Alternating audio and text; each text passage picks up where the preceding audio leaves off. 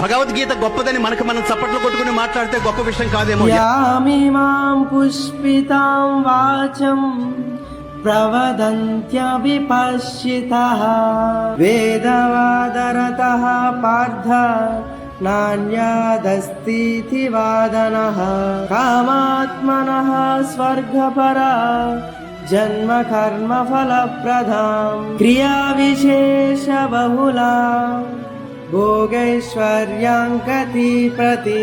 అర్జున, కొంతమంది మాటలు చాలా తీయగా చెప్తారు.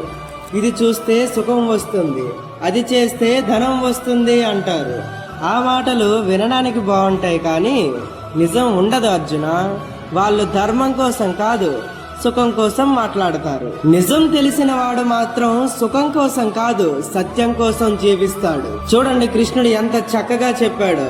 అయినా మనకు అర్థం కాకపోతే నేను చెప్తాను వినండి. ఆ కాలంలో బ్రిటిష్ ప్రభుత్వంలో పనిచేస్తే సుఖంగా జీవించవచ్చు.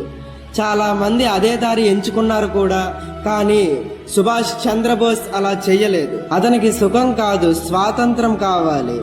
అందుకే అన్ని వదిలి పోరాటం చేశాడు. అర్థం చేసుకో మిత్రమా, తన కోసం బతికిన వాడిని కాలం మర్చిపోతుంది, సత్యం కోసం బతికిన వాడిని చరిత్ర గుర్తు పెట్టుకుంటుంది. హరే కృష్ణ. ఒక్క ప్రశ్న, సుభాష్ చంద్రబోస్ ఏ దారిని ఎంచుకున్నాడు? కామెంట్ చేయండి.